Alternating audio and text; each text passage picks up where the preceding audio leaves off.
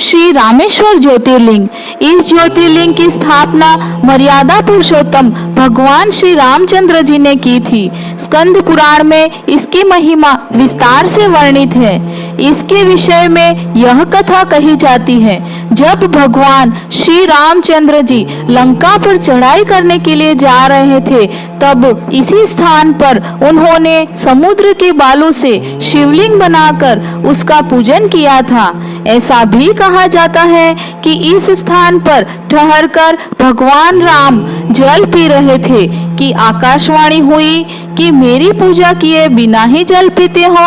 इस वाणी को सुनकर भगवान श्री राम ने बालू से शिवलिंग बनाकर उसकी पूजा की तथा भगवान शिव से रावण पर विजय प्राप्त करने का वर मांगा। उन्होंने प्रसन्नता के साथ वह वर भगवान श्री राम को दे दिया। भगवान शिव ने लोक कल्याणार्थ ज्योतिर्लिंग के रूप में वहां निवास करने की सबकी प्रार्थना भी स्वीकार कर ली। तभी से यह ज्योतिर्लिंग यहाँ विराजमान है। इस ज्योतिर्लिंग के विषय में एक दूसरी कथा इस प्रकार कही जाती है। जब भगवान श्री राम रावण का वध करके लौट रहे थे, तब उन्होंने अपना पहला पड़ाव समुद्र के उस पार गंधमादन पर्वत पर डाला था। वहां बहुत से ऋषि और मुनिगण भगवान श्री रामचंद्र के दर्शन के लिए उनके पास आए। उन सभी का आदर सत्कार करते हुए भगवान राम ने उनसे कहा कि पुलस्त्य के वंशज रावण का वध करने के कारण मुझ पर ब्रह्म हत्या का पाप लग गया है। आप लोग मुझे इससे निवृत्ति का कोई उपाय बताइए। यह बात सुनकर वहां उपस्थित सारे ऋषि मुनियों ने एक स्वर से कहा कि आप यहाँ शिवलिंग की स्थापना कीजिए, इससे आप ब्रह्म हत्या के पाप से छुटकारा पा जाएंगे।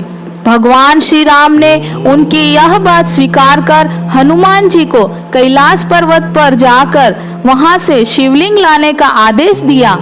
हनुमान जी तत्काल ही वहां जा पहुंचे, किंतु उन्हें उस समय वहां भगवान शिव के दर्शन नहीं हुए। अतः वे उनका दर्शन प्राप्त करने के लिए वहीं बैठकर तपस्या करने लगे।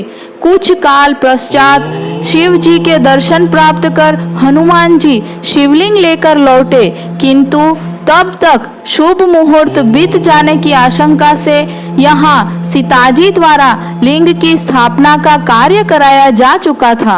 हनुमान जी को यह सब देखकर बहुत दुख हुआ। उन्होंने अपनी व्यथा भगवान श्री राम जी से कह सुनाई। भगवान ने पहले ही लिंग स्थापित किए जाने का कारण हनुमान जी को बताते हुए कहा कि यदि तुम चाहो तो इस लिंग को यहाँ से उखाड़ कर हटा दो। हनुमान जी अत्यंत प्रसन्न होकर उस लिंग को उखाड़ने लगे, किंतु बहुत प्रयत्न करने पर भी वह टस से मस नहीं हुआ। अंत में उन्होंने उस शिवलिंग को अपनी पूंछ में लपेटकर उखाड़ने का प्रयत्न किया, फिर भी वह ज्यों क्या त्यों अडिग बना रहा। उल्टे हनुमान जी ही धक्का खाकर एक कोस दूर मूर्छित हो जा गिरे। उनके शरीर से रक्त बहने लगा। यह देखकर सभी लोग अत्यंत व्याकुल हो उठे। माता सीता जी पुत्र से भी प्यारे अपने हनुमान के शरीर पर हाथ फेरती हुई विलाप करने लगी। मूर्छा दूर होने पर हनुमान जी ने भगवान श्री राम को परम ब्रह्म के रूप में सामने देखा। भगवान ने उन्हें शंकर जी की महिमा बताकर उनका प्रबोध किया। हनुमान जी द्वारा लाए गए लिंग की स्थापना भी वहीं पास में करा दी। ओम नमः शिवाय।